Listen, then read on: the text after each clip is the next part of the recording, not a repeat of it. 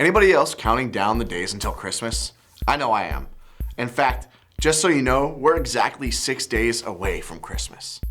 There's just so much to look forward to during the Christmas season, right? The weeks off school, the presents under the tree, the mornings to sleep in, the decorations, and of course, all the desserts. I mean, what's not to love about Christmas? All right, I'm sure if we decided to be completely honest here, we would list a few things about Christmas that don't exactly fill us with joy and excitement. Those family members who visit and take over our rooms, the disappointment of not getting gifts that we wanted, having to wake up early on one of our days off of school to go to church, being forced to spend extra time with our siblings, or waiting in a long line at the store with our parents. Okay, so maybe everything about Christmas isn't absolutely the best thing in the world all the time. But when you hear people say Christmas is supposed to be a season filled with peace, you just don't get it, because the reality is right now your life looks anything but peaceful. And when you look around the world, you don't exactly see peace.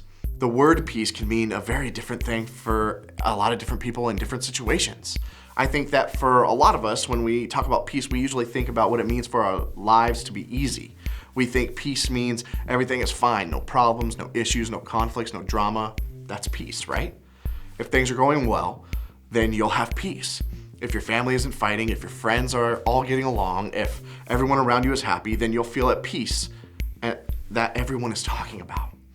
When you have the friends that you want, the grades that you want, the boyfriend or girlfriend you want, the circumstances at home you want, then you'll find peace. Well, what makes this difficult is that usually how we think about peace is directly related to our circumstances. It makes peace feeling that we have inside only working when we want it to and when things are going the way that we want it to. Our parents are going to fight. Our friends are going to start drama. People we love are going to leave. We're going to run into problems. Our feelings are going to get hurt. We're going to experience disappointment, pain, and loss and struggle for all kinds of different reasons in this life. And if that's the case, it can make us wonder if peace can ever be possible. Well, the good news is I think peace is possible. And I think that there's more to this idea of peace than just feeling calm on the inside. There's more to it as things get in our way. I think we can experience real lasting peace, but I think in order to do so, we have to change the way that we think about peace altogether.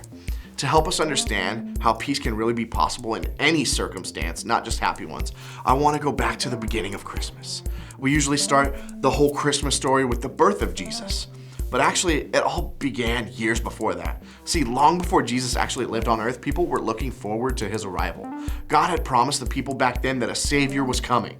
Before Christmas was even a thing, God was pointing people to what it would all be about: Jesus. Take a look at the words from Isaiah, one of the prophets who shared conversations with God directly.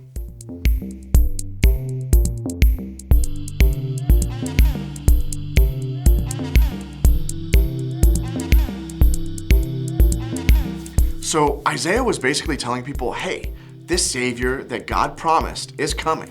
He's going to be born into this world and be known as so many great things. And one of those things, well, it's the last thing he listed, the Prince of Peace. Trust me, this name is more than just a cool title. For the people Isaiah was writing to, his name meant so much. Different enemies attacked them all the time. It seemed like they were constantly at war. Their circumstances were anything but peaceful.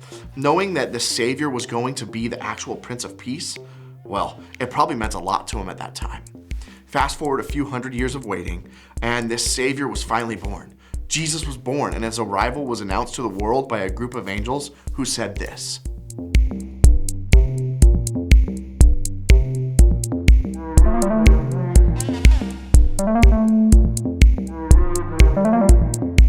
So there's that word again, peace. Jesus was born, and just as he promised, he brought peace to the world with him. Did that mean that conflict and pain and struggle stopped? If Jesus is the Prince of Peace who brought peace to the earth, then everything just got better when he showed up, right? Well, not so much. Because unfortunately, even when Jesus was living here on earth, life wasn't that simple. His parents were on the run with him because the king was threatened by his arrival and ordered every baby boy under the age of 2 to be killed. Then as Jesus grew up and started his ministry, people didn't always like what he had to say or what he did. Religious leaders spoke out against Jesus. Government officials tried to take Jesus down. One of Jesus' closest followers betrayed him. Eventually, Jesus was even crucified and left on the cross to die in front of everybody. That's certainly not peaceful. And I would have imagined the Prince of Peace to have more peace than that. Well, that's because the kind of peace Jesus brought with him is different. It wasn't the kind of peace that came from what was happening around him. It was the kind of peace that came from what was happening inside of him. It's the kind of peace that came because of his relationship with God. And the best news, the same peace is available to all of us today. And here's how I know. Just before Jesus left this earth, he made this promise to his disciples.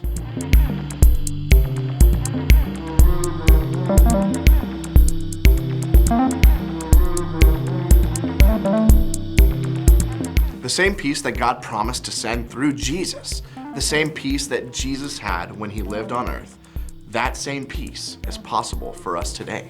It's not the kind of peace that might automatically come to mind. It doesn't mean that hard times or painful circumstances won't exist.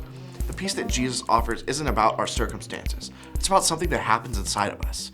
It comes from believing that Jesus brought peace to the world, and he can bring peace to us today, even in the craziest circumstances. The main point is, because of Jesus, there's always peace. The peace that we celebrate at Christmas is the peace that Jesus offers us. And it's only the beginning. When we believe and trust in Jesus, we have access to a peace that can change us from the inside out. That kind of peace can carry us through even when our circumstances are hard. That kind of peace gives us both comfort and courage when things feel out of control. That kind of peace allows us to look at the hard things in our lives and know that we're going to be okay no matter what. That kind of peace is possible only through Jesus. Because Jesus changes everything, including the way that we experience peace, remember, because of Jesus, there is always peace. Now, listen, I know that this may sound like one of those things that you hear at church but don't believe is actually possible in real life. And if that's what you're thinking, I get it, because life can be hard.